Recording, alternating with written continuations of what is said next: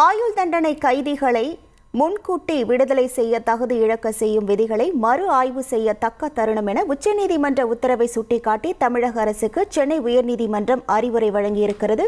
கூடுதல் விவரங்களோடு இணைகிறார் செய்தியாளர் சுரேஷ். வணக்கம் சுரேஷ், எந்த வழக்கின் அடிப்படையில் இந்த அறிவுரை வழங்கப்பட்டிருக்கிறது? முழு விவரங்கள். வணக்கம்.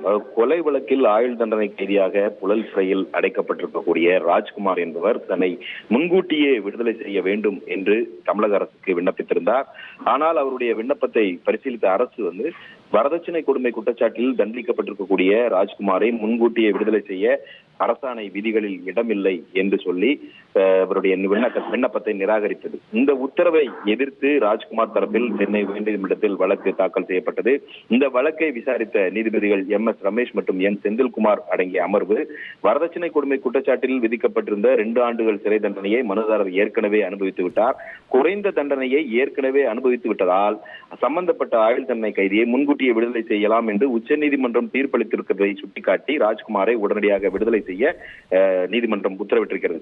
அதே சமயம் இதுபோல குறைந்த தண்டனை விதிக்க வகை செய்யக்கூடிய குற்றச்சாட்டுகளில் தண்டிக்கப்பட்டிருந்தால் முன்கூட்டி விடுதலை செய்வதற்கு தகுதி இல்லை என அரசாணையில் கூறப்பட்டுள்ள விதிகள் உச்சநீதிமன்ற உத்தரவுக்கு முரணாக இருக்கிற காரணத்தினால் அந்த முன்கூட்டி விடுதலை செய்யக்கூடிய அந்த தகுதி இழப்பு செய்யக்கூடிய அந்த விதிகளை அரசு மறு ஆய்வு செய்வதற்கு இதுதான் சரியான நேரம், தக்க தருணம் என்று நீதிபதிகள் தங்கள் உத்தரவில் சுட்டிக்காட்டியிருக்கிறார்கள்.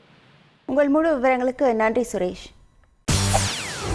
செய்திகளை உடனுக்குடன் தெரிந்து கொள்ள உடனே சப்ஸ்கிரைப் பண்ணுங்க.